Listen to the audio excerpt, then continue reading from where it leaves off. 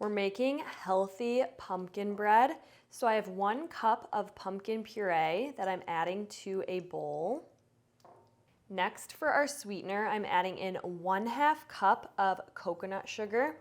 You could use monk fruit if you wanted to keep this recipe sugar-free, but I'm using coconut sugar. As you can see here, it's just an unrefined sweetener and it's lower on the glycemic index than table sugar, so I love using this in healthy baked goods.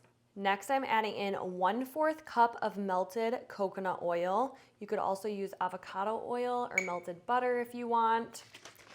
I'm gonna add in about a teaspoon of pure vanilla extract, a good few shakes of salt, some pumpkin pie spice. You're gonna wanna add in about 1 tablespoon. I'm just gonna eyeball it. I always think the more pumpkin pie spice, the better. I love the flavors of the cinnamon and the nutmeg and whatever else is in here. I think it's cinnamon, ginger, cloves, and nutmeg. Just reminds me of fall and coziness, and I just love it. Next, we're gonna add in 2 eggs. There's 1 and 2. And we're not using flour in this recipe. Instead, I am going to blend up 1.5 cups of oats, and we're gonna use that as our flour. So I'm gonna blend this until it's a flour-like consistency.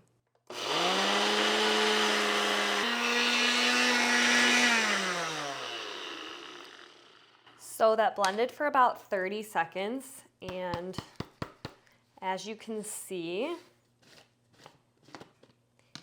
it is just like flour. So this is one of my favorite ways to make a healthier flour alternative. It's also gluten-free. So I'm gonna add that. You could also just use 1.5 cups of oat flour. You can buy it at the store. I just think this is a super easy way to make it at home. And last but not least, we're gonna add in 1 teaspoon of baking soda. And then we're gonna give this a good mix.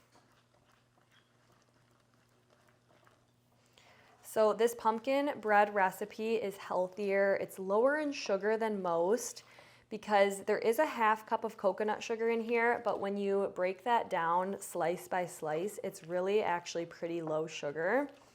And it's also gluten-free, it's dairy-free, it's super easy to make, and it's the perfect texture. Wait until you guys see it. I've been making this recipe every single fall for years now. It's one of my favorites. So we're gonna mix that all together.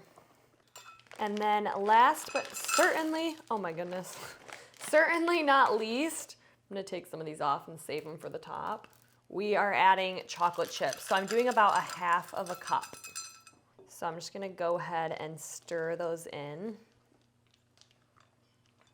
So I just transferred our batter into a loaf pan that I lined with some parchment paper.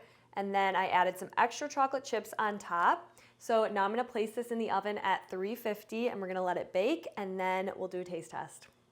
All right, into the oven at 350, our pumpkin loaf goes. I'll let you know how long it bakes for after it's done.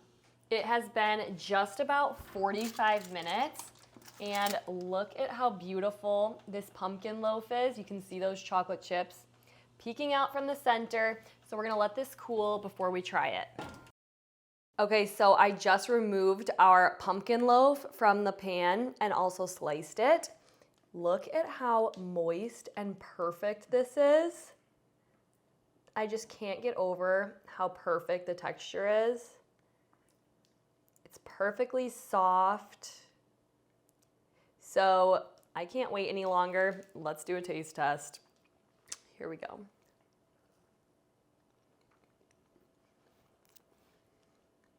This is an absolute 10 out of 10. It is so good. Like I said, perfectly moist and soft. It almost just melts right in your mouth. This is absolutely delicious, and it's a much healthier version of regular pumpkin bread. Like I said, we made it with that oat flour. It's lower sugar, it's gluten-free, dairy-free, and even more delicious than the classic. Let me know in the comments if you'll try this healthy chocolate chip pumpkin bread.